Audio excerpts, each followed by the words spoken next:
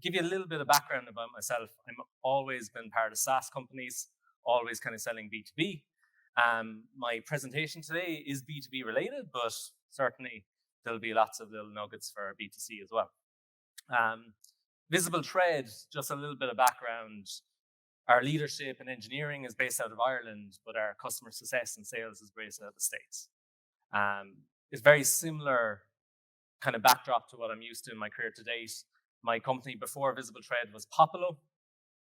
Popolo went on a long journey with Popolo, very similar structure, sales team in the States, engineering based in Ireland. Popolo eventually got acquired by Vista Equity Company, which is the largest equity company in the States.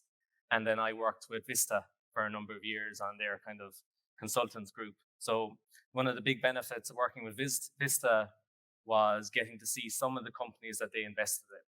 And that's where I fell in love with marketing. I was doing marketing up to that point, but that's where I really understood it. Vista owned companies like Drift.com and Marketo. They've invested in Reich, based in Dublin here as well. And what I really fell in love with was these marketing departments in those organizations. They were at the forefront of the growth. We talked about CMOs wearing multiple hats, sitting in on sales, sitting in on customer success. Why does that happen? Was the question I always had. Why is a CMO so varied? And what became very clear to me was marketing have a real tight balance between analytical and creative. We're also completely agnostic. We don't have to deal with customer support calls. We don't have to deal with bad customers. And we don't have a pipeline goal on top of our heads either. So we become incredibly valuable to the company because of that. We have multiple brains, we have multiple spectrums, and we're also not hindered by any external factors. And that allows us to grow. So one of the big areas that I worked on in Vista when we're looking at investing in companies was the idea of, is this marketing team scalable? And this is what I'm going to kind of talk about today. I'll talk about my day-to-day life in Visible Trade and how I try and make us scalable. I'll show you some of the challenges we have there, and hopefully it's quite practical. I was told not to only use the clicker. So a little bit about Visible Trade, just to kind of get you on the same wavelength as myself. We have two products. One is selling into legal contracts teams, very complex work. We have a piece of software that supports them on compliance. We would acronym check software on their contracts. We work a lot with like government RFPs. A lot of our customers, if you look at them there, they're Airbus, BAE Systems, large organizations in that realm. VT Writer is another platform that we have, and that is focused on improving communications across organizations. So it kind of works like a Grammarly for the enterprise. We mark communications on like scoring, on readability, etc. And it's proved to kind of drop the grade level of very complex documentation. I won't go into sales mode. If you have any interest in VT Writer, we can have a chat later on. Okay. So what I wanted to focus today's session on is creating a structure and frameworks to allow your teams to grow. I talked about marketing being the forefront of growth in an organization, and that's why I invest so much time in it. Because if they have the right structure, it's one of the departments where you can just dial it up and you can see almost instant results, or you can at least project results going forward. Much harder in engineering or product or even sales. There's a lot of manual process involved. Marketing is one of the true functions that you can turn that dial. A lot of this is connected to how we work with leadership and putting yourself in that position to have that conversation. If we do this in marketing, this is what the results are going to look like. If you can talk to your CEO like that, they're going to invest in you, they're going to invest in your team, and they're going to drive you forward. A lot of the CMOs and the Drift.coms and the Marketos, etc., they work so tightly with their CEO. They talk the talk, they challenge them, and from us in the marketing environment, we have to put ourselves in that position. It'll be beneficial for your career and the people around you like this. So even if you're a specialist in a specific area, like SEO or paid or email, talking like this, attacking, or challenging your CMO or challenging the other leadership positions like this is going to be beneficial for you. So hopefully it's quite tactical. I'd happily go into nitty gritty of campaigns as well. I love talking about SEO. I really want to open this conversation up. It is 4 o'clock. I understand you've had a lot of conversation already, but I'm more than happy to take on loads of questions and etc. Okay, so structure. So this is just a template that I've been working on for a considerable amount of time. It's nothing ingenious about it at all, but it's just how I report on a monthly basis. This allows me to talk to the CEO, allows me to talk to board members in a very coherent way, and allows me to project growth. So it's the start of the funnel, really obvious stuff. But I'll just try and outlay the different elements that I report on and try and give tips along the way to see if this can help. So we all measure traffic, we all measure lead gen. I focus an awful lot on conversion rate. So conversion rate is really, really important. Conversion rate of the website. So when you talk about conversion rate, I like to, on my team's level, break it down by how does the blog convert? How does the resources pages convert? How does the solutions page convert?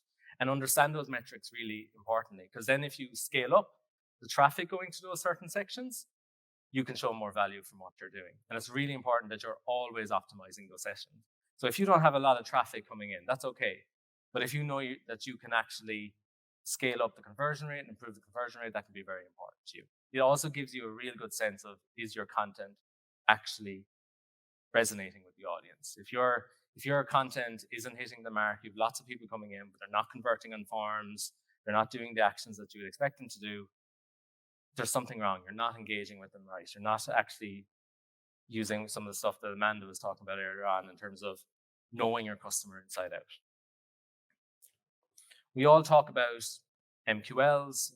Some way in your system, you might have a way of taking leads in, qualifying them from your marketing perspective. You might do it by lead scoring. You might do it on size of company. You might do it on several different aspects, whatever way your company kind of works. I've been in companies where we've tried to divide it US and RW, and we've had to divide it into enterprise and SMB, and you've divided every which way we can do it. And that's kind of your company based. Your company will always decide what that MQ is. This is something that I don't see a lot of marketing teams doing, is also counting existing MQLs, the people that you're nurturing. We always focus on new all the time. How many new leads did you create last week? What was the new pipeline you created last week? That can be dangerous because that can shed a lot of the light on areas that are still growing and not show you where you're actually nurturing your audience. The example of this is if you go to if you create a webinar, you should talk about that webinar in terms of registration rates, but you should also talk about that webinar in terms of how many people were in the system already that came back for their second webinar, that came back for their second piece of collateral with marketing. This shows that you're not only creating new pipeline, but you're nurturing that as well. And talk about money. Talk about dollar signs. Talk about euro signs. Talk about how much you're actually contributing. I'll take the same example, a webinar. When I report on the webinar, I can get over fascinated on marketing metrics and talk about registration rates or how many people fill in a poll, or I can talk about those kind of things. So they're really nice, and I can connect the dots. I know in marketing that if we have certain registration rates, that will help me improve the sales performance. That will help me improve the nurturing. I can tie the dots together, but CEOs and head of sales, etc., won't be able to fill in all those dots. So I would report on the webinar firstly saying, this is how much pipeline we created off that webinar, and this is how much pipeline we nurtured. Does anyone use Salesforce in the room? Anyone at all? Or Salesforce or HubSpot or any of those platform CRMs? Look at your CRMs in terms of influencing. Can you set up campaigns that will show influencing value? So I would literally look at the registration list for our webinar, and I would look at it in terms of these are all open opportunities that are tying into the webinar, and that's my percent. That's my dollar sign. I would go, there's 1 million on that webinar today. I wouldn't say we have 100 registrants. I'd say there's 1 million there. And that allows me to have a conversation with sales in a much better way. Because suddenly when you do your next webinar and there's only 500,000 there, there's something wrong. Why not? Did sales not promote it? Are they not interacting with it? Is it not the right topic? Are the deals that are currently out there, are they not interested in it? When you shift the conversation into pipeline, it's a new conversation. You all can do that. You all can tie the dots between registration rates and engagement to the bottom dollar, but your executive team mightn't be able to do that. So I think leading with pipeline first is always the best way. And even do it on a tactic basis or on a source basis. The last one as well, and I'll speak a little bit about CAC in a second, but to be forward thinking in terms of talking about close one and talking about close influence as well. So it's the same conversation. Is you're actually talking the same metrics that your company is looking at. And that creates the relationship with you and the CEO that you will need to grow your own career, but also grow the team around you and for them to invest in you. If you can talk those metrics, it can be incredibly powerful. The difficulty here is, what if the metrics don't look good? What if the CAC model isn't exactly what you talked about, or maybe you're not influencing deals? These are all really important questions that you need to ask yourself, and it will change your content program. It'll change the channels you're using, because you might look at it on a lead generate and go, God, Google Ads is fantastic. So many leads, it's so beneficial. Bring in 100 leads every single week or whatever it's doing. But that one lead that you get off LinkedIn might be the one that's actually happened to be a deal. And when you look at it from a pipeline perspective or a close one perspective, it's so much, it's way more valuable to the company that you're working in. So a little bit about CAC. And so customer acquisition cost. Has anyone ever done a model like this before? Or have tried to do it? Connect back to actually close $1? Yeah, and it can be a hard thing to do because every company is so different. It's so varied. If you look up online, you can make a CAC model look whatever way you want. You can say, I'm not going to include this spend, I'm not going to include sales spend, I'm not going to include this channel, or I'm only going to include certain types of close one deals, etc. You can make that ratio look whatever way you want. But it's really important that you get into the frame of mind of reporting on your investment, time, energy, spend, and actually putting that against what's happening in the business in terms of close one deals. If you have we talked about a long sales cycle of 1 year there. In my previous organization, we had one sales cycle that went on for 6 years. I wasn't in the company 6 years, so that's very hard for me to attribute myself to that. And that becomes difficult. But use the metrics sales are doing, talk their language. So, for example, when the last stage before close one in our company, we would always be able to look at that and say 70% of that will close. So they're hanging in there. Their contract's gone out. It could last 2-3 months. It could go to IT yet. All these kind of things. There's a 70% mark on that saying that will close. Use that. Okay, just do your CAC model off that then. If you don't actually have close one, use that 70% figure. You could do that CAC model today. You don't have to wait for anything to come out the bottom of the funnel. You should be doing that almost straight away, because once you get in that frame of mind, it's so beneficial. In the investment company that I worked in, very few companies were getting 3 to 1 spend. So that's 3 to 1 spend. So if we spent $100, that would be $300 in the bank for the company. We'd calculate it versus time, we'd calculate it versus marketing spend. Very few companies in that Vista model are achieving that, but that is like the golden egg. If you could do that, that's amazing. So just project yourself towards that. Show yourself, okay, this is where I am from now. I'm a profitable marketing team now. I'm 1.1. For every dollar I bring in 10 cents. Like that kind of thing. So that gives you the ability to at least project growth in the future. And then when investment companies are looking at you, or your internal investment companies like your CFO or your CEO, you can explain it to them. If you dial up here, if we add a new team member, if we invest in outside agencies, if we invest in ABM models, if we invest in this, we can turn the dial. And we can start moving towards a 3.1 we can bring in more sales, we can talk that language.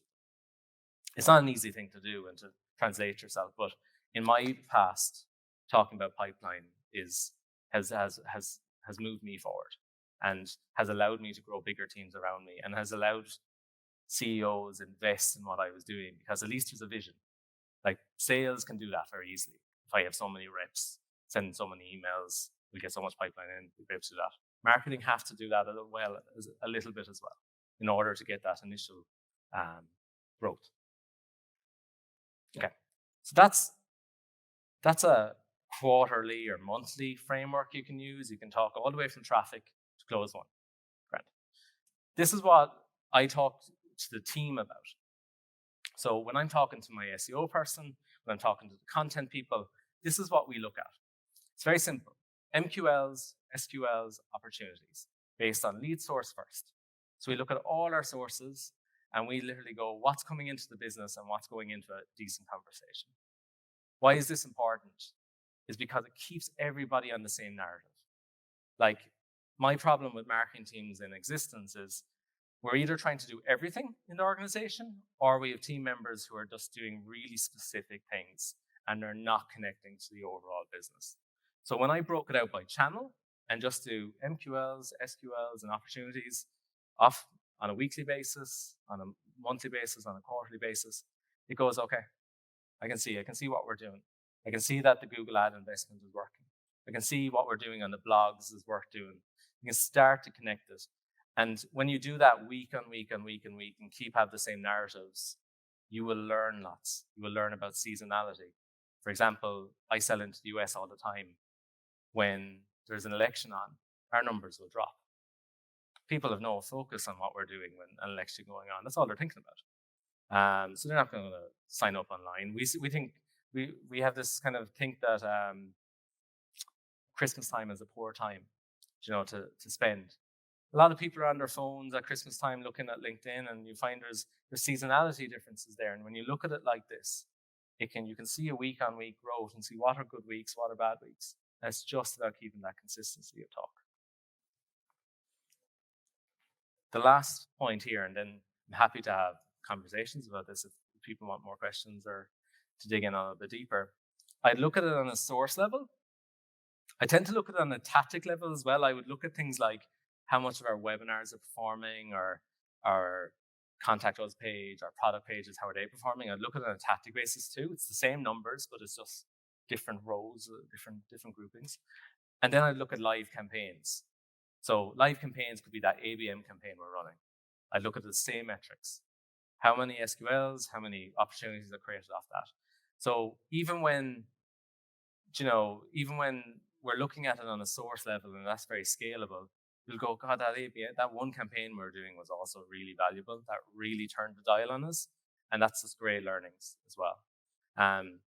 So the total on the sources should be the exact same total on the tactics and should be the exact same total on the campaigns as well. So you're just looking at the same numbers, but just breaking it out in different activities. Any questions on any of this? I'm going really fast, I think. I think it's the coffee boost. All okay? Okay. So I'm all about structure. You can see that in the reporting mechanism I do, but I also apply structure into how I build a team. I think it's really important that the team feels they kind of know what they're doing. I've seen so many marketing teams, like I said, are too siloed or just too all over the place.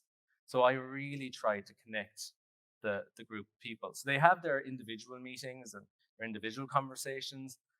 Very often I wouldn't like, and they understand, they see the higher level metrics, they see those weekly frameworks, and they can kind of go, okay, I can see my work connecting to the business.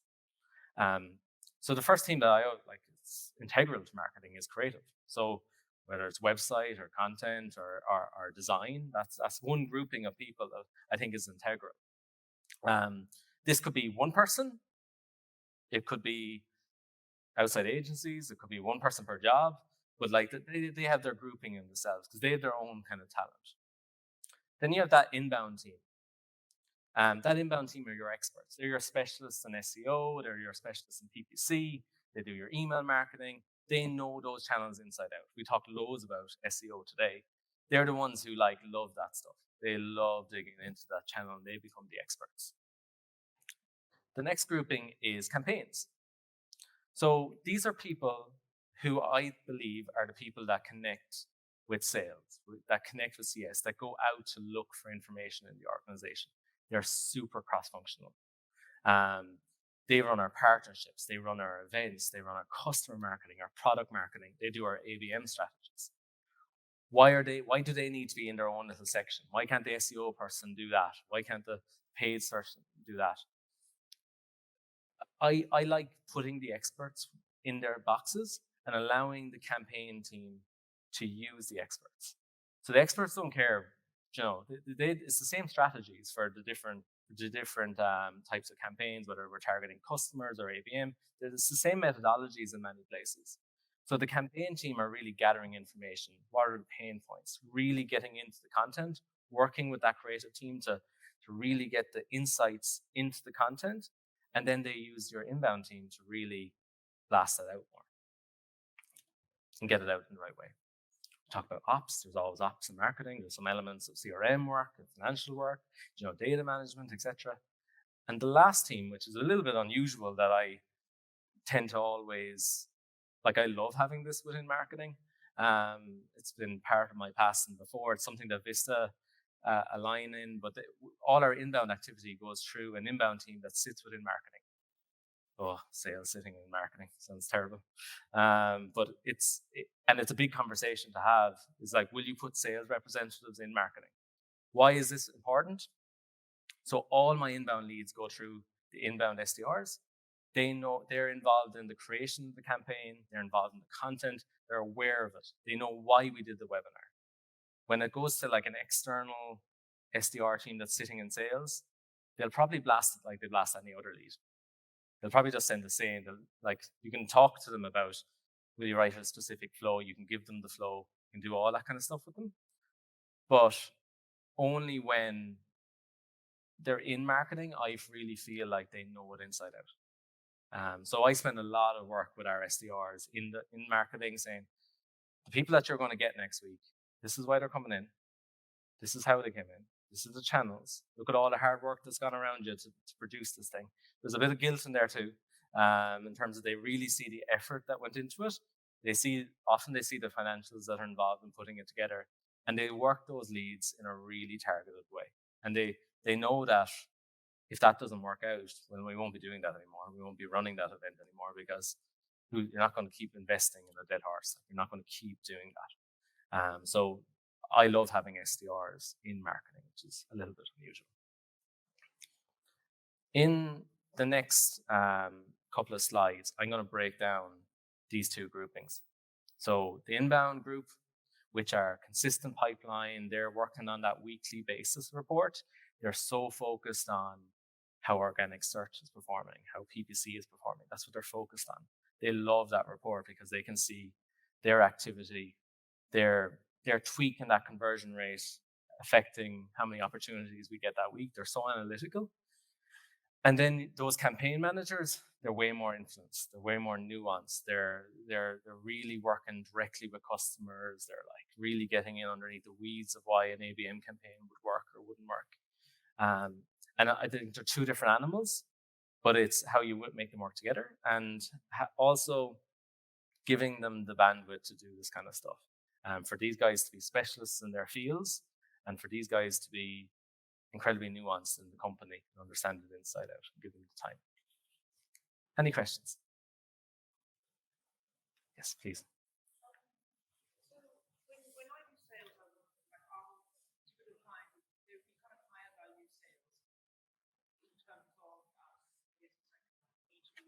Yeah. Do you think it affects the conversion rate having your SDR kind of get the lead to an engagement point of view and then hand over to a more experienced salesperson?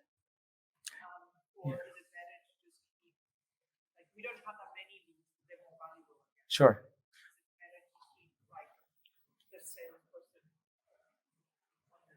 I totally hear where you're coming from, and we're not unsimilar like that as well. We're not talking hundreds of leads where they're going to be completely out of their bandwidth. Does it affect conversion rate? In my experience, when you do anything with a bit more focus, you're going to get better results. And what you're doing in sales is sales SDRs by nature can often be very cold calling. They can often have using best practices that are almost volume based, like I'll do so many calls, I'll do so many emails, get so many churn. And if you apply that to marketing leads, inbound leads that have come in for a reason, it's a little bit of a waste. You had a great example in terms of all the work we put into it and they ring and they send 15 follow-ups and it's of no context to the original part. When the inbound SDR is sitting in marketing, you can keep a way closer eye on that. You can create different SLAs by channel. You can say, when they come in from this channel, ring them that day. When they come in from this channel, it doesn't matter too much. You can push that towards the end of the week. You can make them trained professionals in things like HubSpot and make them look at lead scoring. And I'm not trying to be dictatorial and say they all have to be in the marketing remit or it's not going to perform. It's just if marketing are creating it, it's at such a valuable point where the next reach out from sales, it almost has to feel like it's a real natural connection. And sometimes sales will go off and do their normal tailor-made best practice template, and I don't want them to do that. So if you have only a certain amount of leads and they're really valuable to you, you should really treat them with care, in my eyes. That's a long throw.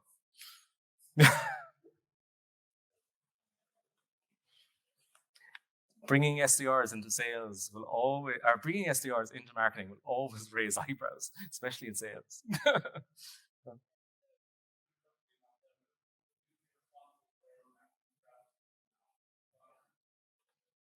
Marketing strategy in general. I think it belongs more in that campaign group. You find the marketing strategists live in partnerships, customer marketing, product marketing, ABM, because they're working so closely with sales and customer success. They have more time to spend thinking about the environment in terms of what you're trying to market to. The SEO people and PPC and email, they're almost in their own world. They're very specialized and they're becoming experts in those areas. And they could apply, what's brilliant about those channels, they could apply that to anything. But it's really the campaign people become experts in your business. You could also, if it depends on what type of business you are as well, marketing ops as well, like they could be very analytical, hard cut, make hard decisions. You might want that in your strategy. And marketing ops would have such a tie with sales as well that, sometimes you want a bit of that. But generally, if I had all of these and they were all different people, I'd probably have a management group on every one of them. And someone like that would be your senior leadership team in marketing. And that's what I've experienced before. But those campaign experts, they're like a buddy system. They work with SEO, they work with paid. So if they're doing an ABM campaign in customer marketing, if they're doing a spam campaign, they're working with all of those people. And all those people are kind of reporting into that customer marketer during that period because it's an expand campaign. And there's great interaction there. Does that help? Shoot. This is great. More questions. I don't have any slides.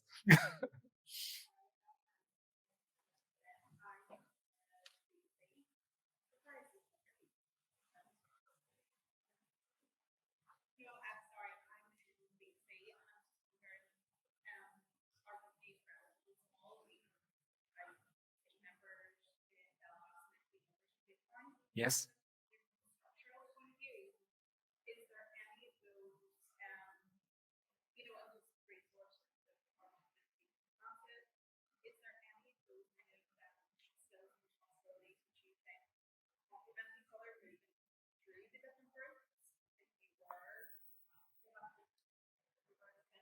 Could you say that one more time? Sorry. Yes.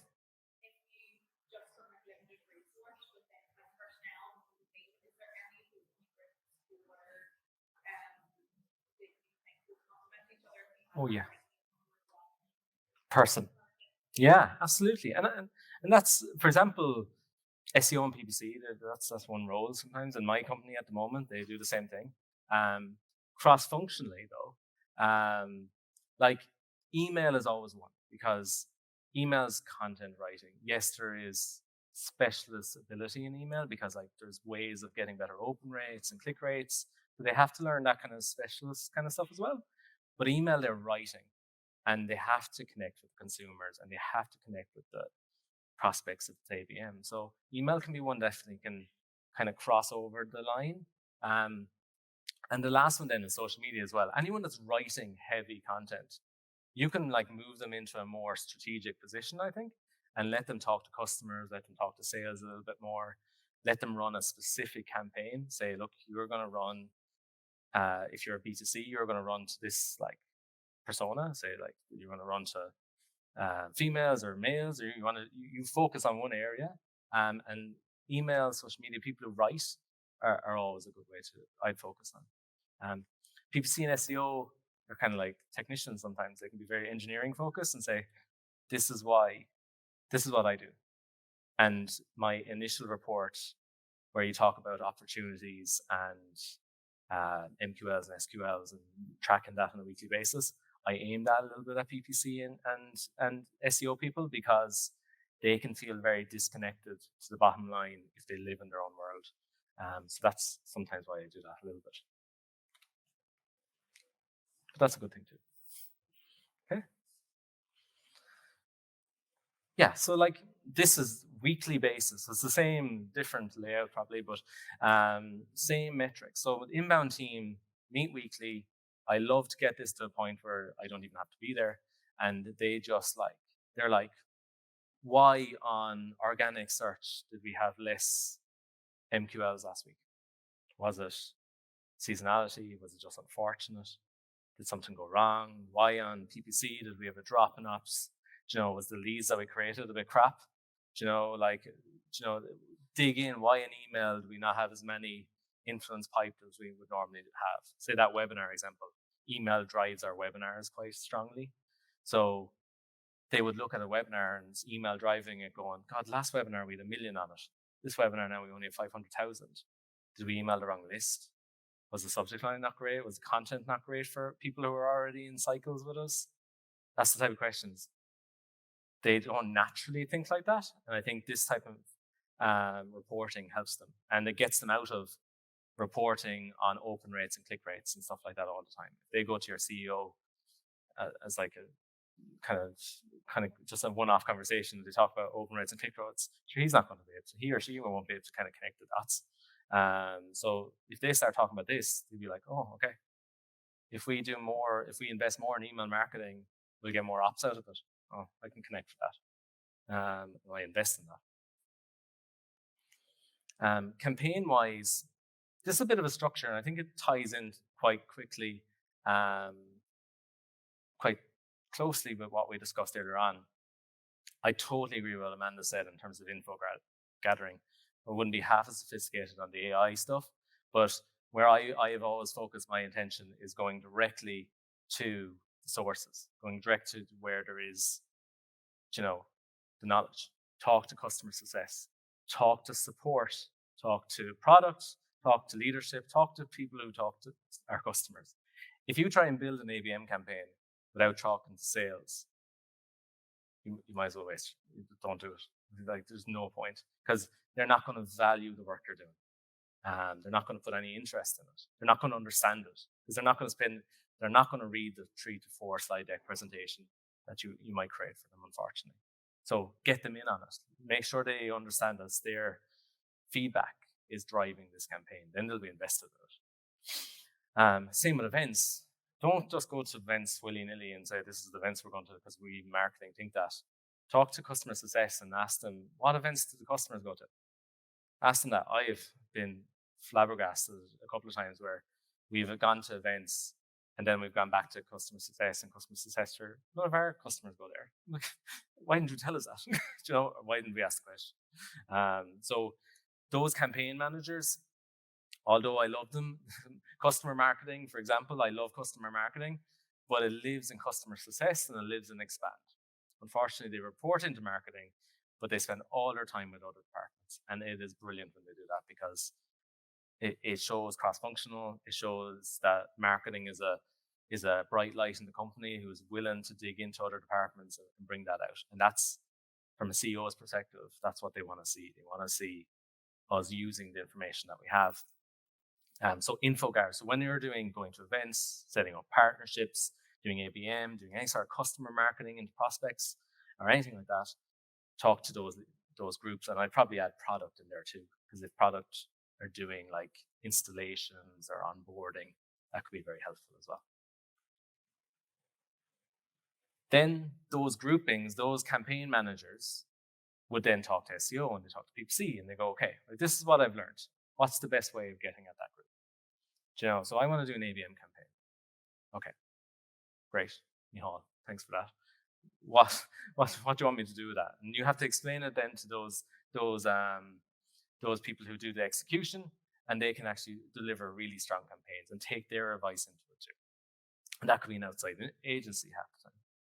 What are the results of campaigns? You generally, when you do stuff like this and you spend the time, you invest in people who are focused, you will end up with influencing more pipe, bigger deal sizes, increased ROI off those, because they're bigger deals, they're bigger conversations. You've taken insights. They might take longer to run, they might take more resources, but the results will be stronger. And what I find is you get an organic growth off it. They come back. Great campaigns will get like that organic push off it. I've done campaigns that we put a lot of time and effort into, and it worked brilliant in that quarter, and it's still working great 6 quarters later.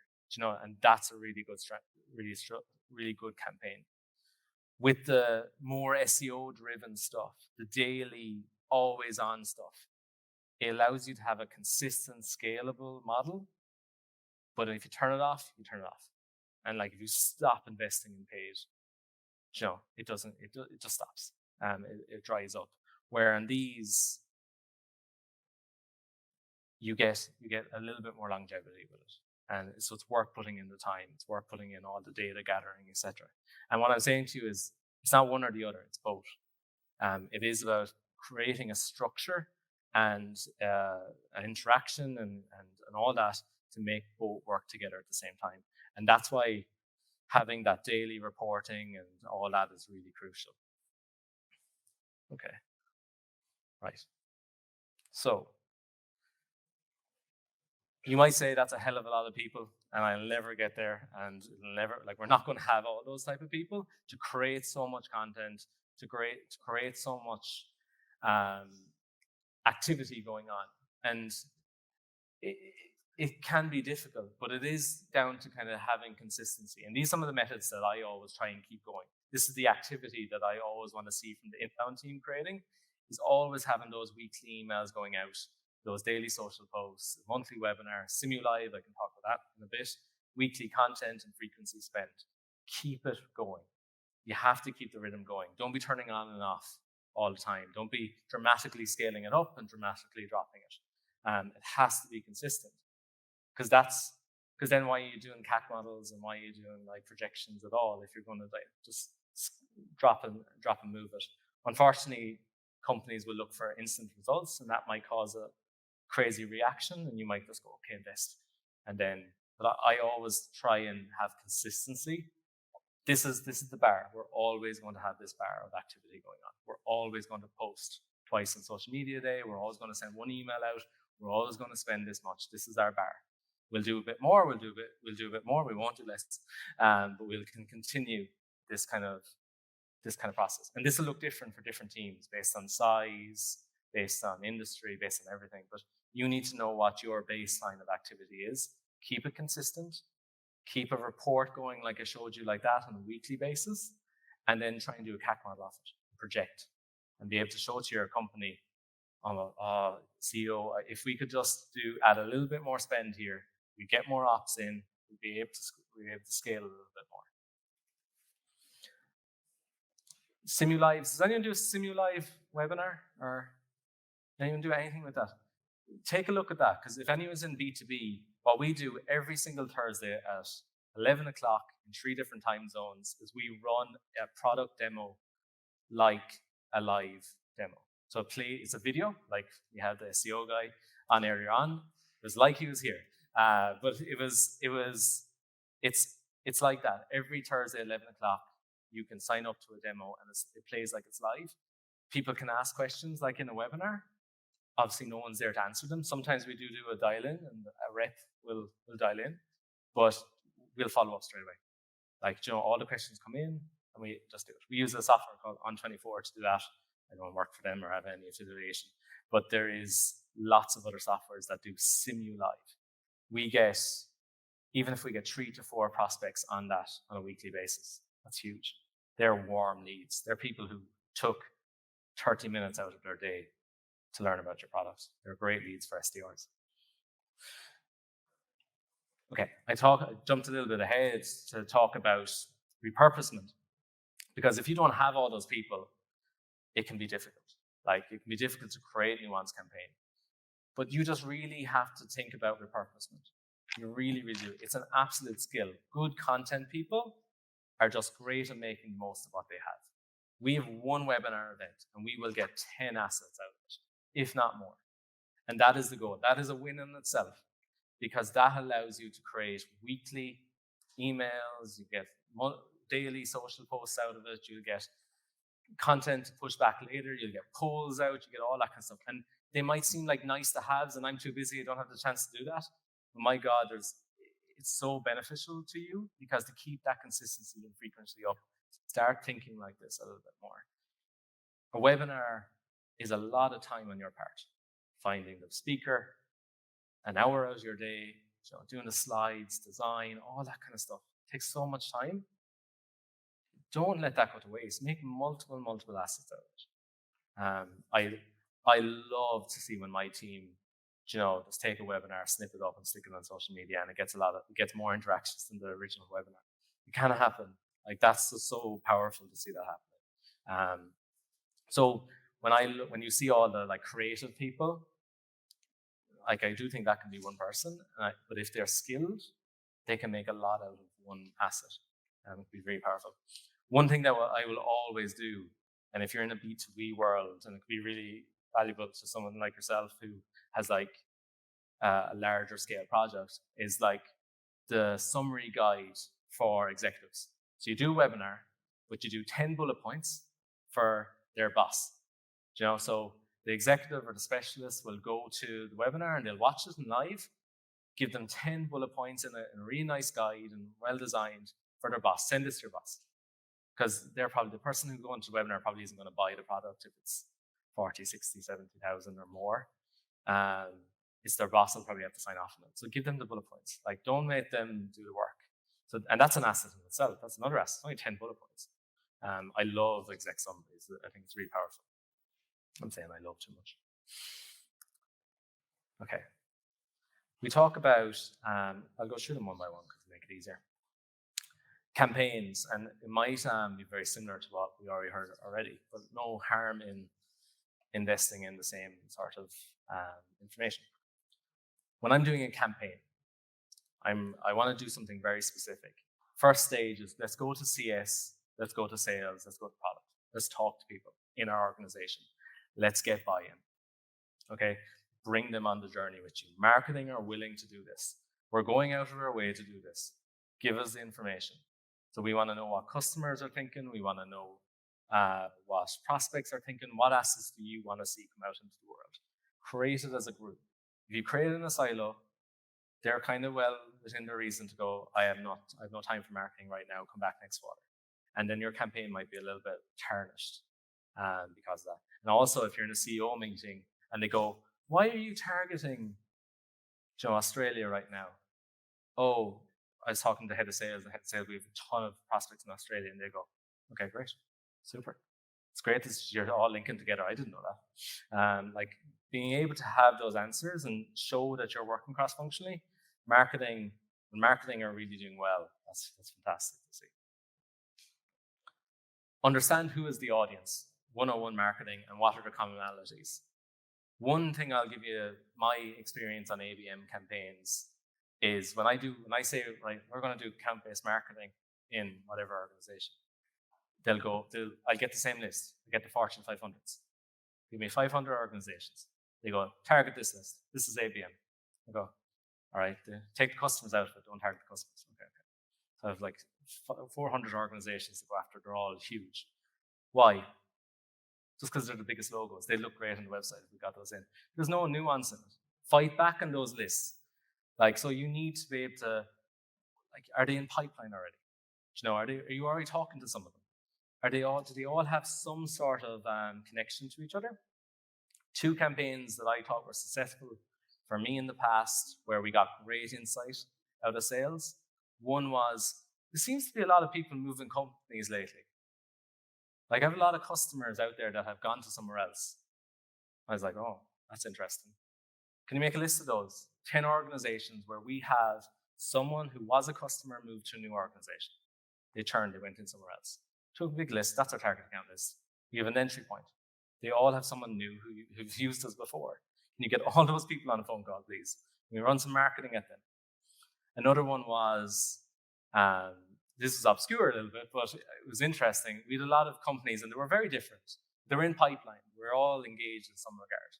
We were all in conversation.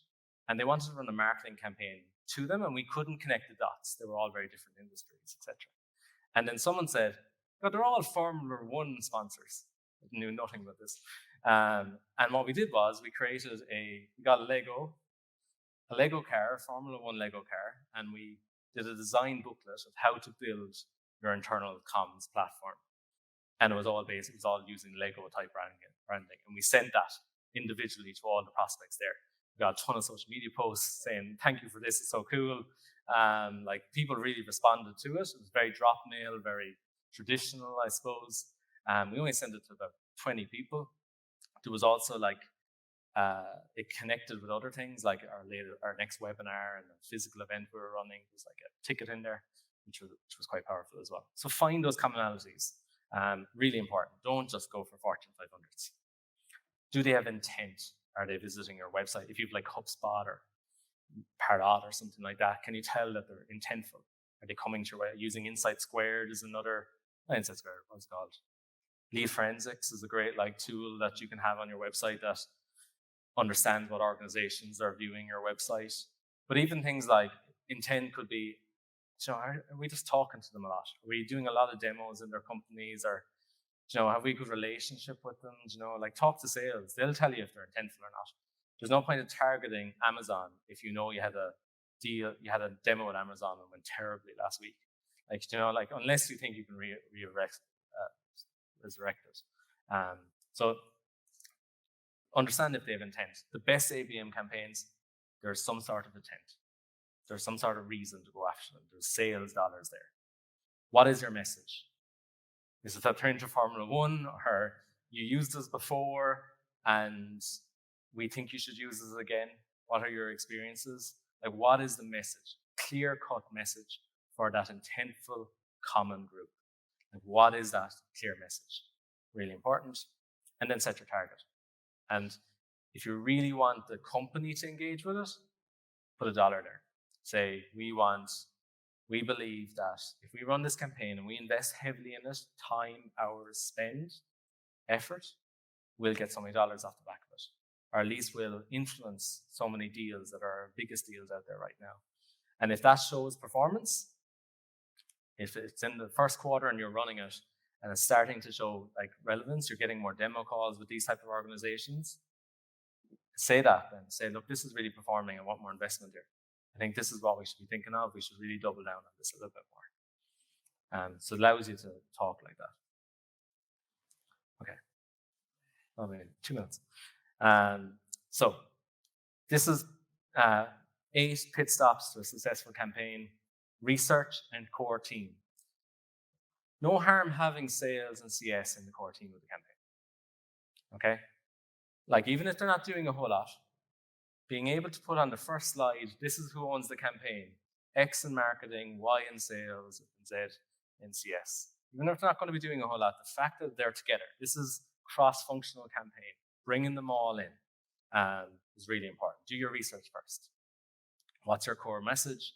I always start with a case study or a written guide, because written guides can let you start LinkedIn ads a little bit quicker, or PPC ads. always helps to have a written piece that someone can read and understand to get out there first. Would be always my preference. I would then start your LinkedIn campaign or your email campaign. I would do your lead generation for that really specific group. I would do a webinar. Once those people are coming in, I would always put a webinar in there, because if someone's willing to give you an hour of their day, that's huge. That is a big deal. Like, we shouldn't underestimate the power of getting someone onto a webinar in a really positive way. I get sales promoted, I promoted in marketing, I'm really pushing it, all about that core message. And the goal is to get that target audience there. I do that summary guide for email nurturing. If they go, give them that summary guide. Don't let them do the hard yards. Let them nurture the organization for you. I'd create like a landing page, do something really specific off that. Now we're really into like self-nurturing territory. We brought them in once, we've nurtured them on a webinar, we've done all this kind of stuff. But I would do a landing page. And then I would provide sales with something to really get people in a room together. I would either do something in person, or I would do a roundtable event virtually. Like, I'd do something sales-based, because sales would kind of look at webinars and guides and stuff and go, that's great, but it's nothing to do with the product. But what if we could get all those prospects now onto like a virtual roundtable of just 6 people, and like let them have that event to promote? That isn't going to take an awful lot of time on your behalf, and sales can drive the conversation. And it's just, you might get a customer there to talk about you as well. But if you have a nurturing group, why not send them to something? 2 seconds, and I have one last touch to do. And then let's do a blitz. So when all that activity is back, make sure you're aligned with sales and say, right, okay, what's your next step? Are you going to ring the phones? Are you going to do the emails? Are you make sure, hold them to account. By this date, you're going to have so many calls out. You drive the message. You act like the CEO in this scenario. You drive it forward. And you say, when this campaign is over, I want so many emails, I want so many calls off the back of it. We'll put all this effort. And you already have the buy-in, because they started the campaign first part. I kind of rushed through that. Summary, quickly. Consistent and targeted campaigns. So consistent inbound versus targeted campaigns. Do both. Work closely with CS and sales always. Repurpose your content. Measure for your scale, for your own personal scale, your own team scale. And let's talk about pipeline. Put a dollar figure on everything. No matter if it's a webinar or a guide or a campaign, put a dollar figure there. Okay, done. Thank you so much. Any questions or anything? Have I time for questions? Any questions? Don't be afraid. No. Happy to, I went through that very quickly in the end. If there's any questions on LinkedIn or afterwards, absolutely more happy to talk to anybody. Thank you so much. Thank you.